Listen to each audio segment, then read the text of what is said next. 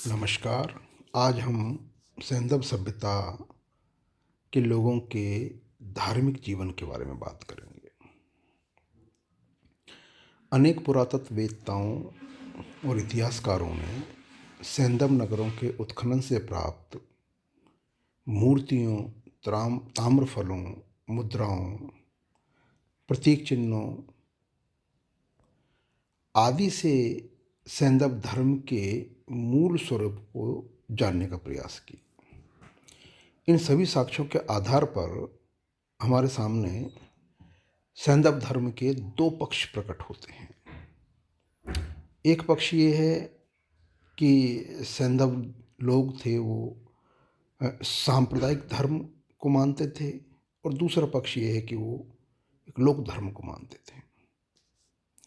अब सैंधव धर्म के सांप्रदायिक पक्ष में इन्होंने दो देवताओं की पूजा परंपरा की कल्पना की। इनमें से एक पुरुष देवता था, जिसकी पहचान हम पौराणिक वर्णनों के आधार पर शिव से कर सकते हैं, और दूसरे देवता को उन्होंने नारी के रूप में स्वीकार करके साधारणतः उसे मातृ देवी के रूप में पूजा। लेकिन इसकी पहचान किसी परवर्ती पौराणिक देवी से नहीं की गई। उसी प्रकार से सैंधव धर्म का दूसरा पक्ष लोक धर्म है, जिसमें संभवतः पशुओं और वृक्षों की पूजा की जाती थी। सैंधव धर्म के सांप्रदायिक धर्म की अगर हम बात करें तो सैंधव जीवन में सर्वाधिक जो पूजनीय उनके जो देवता हैं उनको हम पशुपति शिव कह सकते हैं, क्योंकि मोहनजोदड़ो से हमें एक ऐसी मुद्रा मिली है जिस पर त्रिमुखी पुरुष एक चौकी पर योग मुद्रा में बैठा हुआ दिखाई देता है। चौकी के नीचे दो हिरण, उसके बाईं ओर भैंसा और गैंडा, दाहिनी ओर हाथी और व्याघ्र के चित्र उत्कीर्ण हैं। मुद्रा के ऊपरी भाग में अभिलेख उत्कीर्ण है। मार्शल ने इस त्रिमुखी पुरुष देवता की पहचान परवर्ती हिंदू देवता शिव पशुपति से की है। विद्वानों का यह मानना है कि सैंधव युग में पशुपति शिव आराध्य देव थे, तो उनकी पूजा किस प्रकार से की जाती थी यह केवल एक अनुमान है। किंतु अधिकांश जो मूर्तियां मिली हैं उन मूर्तियों में पशुपति शिव की पूजा अर्चना करने का अनुमान है। दूसरे जो देवता हैं वो मातृ देवी के रूप में हैं। सैंधव नगरों से प्राप्त मुद्राएं, मृण मूर्तियों के आधार पर सैंधव धर्म में मातृ देवी की पूजा के अस्तित्व की कल्पना की गई। मातृ देवी की पूजा स्वतंत्र रूप से एक स्त्री देवता के रूप में होती थी अथवा किसी पुरुष देवता की शक्ति के रूप में, ये अनुमान का विषय है। लेकिन इतना निश्चित है कि अन्य सभ्यताओं के समान सैंधव सभ्यता में भी मातृ देवी प्रजनन शक्ति के रूप में स्थापित हो चुकी थी। सैंधव नगरों से प्राप्त दो मुद्राओं में मातृ देवी का अंकन स्वीकार किया गया है। इसी प्रकार से अगर हम देखें तो मोहनजोदड़ो से प्राप्त एक और मुद्रा में मातृ देवी की पूजा अर्चना का अनुमान है। मातृ देवी की पूजा के संदर्भ में एक साक्ष्य में बलूचिस्तान के कांस्यकालीन गांवों के समान मोहनजोदड़ो और हड़प्पा से बहुत से पक्की मिट्टी के खिलौने प्राप्त हुए हैं, जिनमें ऐसी मृण मूर्तियां भी है जो निश्चित ही नारी आकार की है। मातृ देवी की पूजा सैंधव घरों में विभिन्न नाम से की जाती रही होगी, ऐसा एक अनुमान है। इसी प्रकार से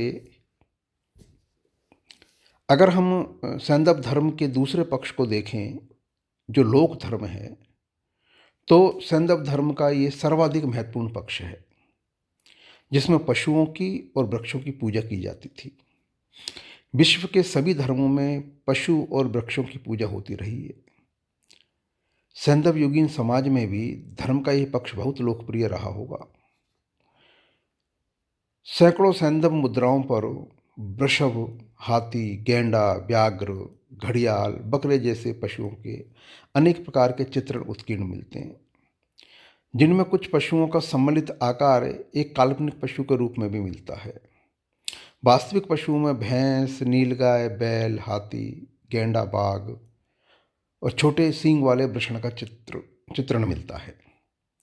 इन पशुओं के सम्मुख प्राय भोजन का पात्र रखा है। वृषभ सैंधवों का सबसे प्रिय पशु था। इसी प्रकार वृक्षों का अंकन विशेषतः पीपल का बहुत जीवंत रूप में हुआ है।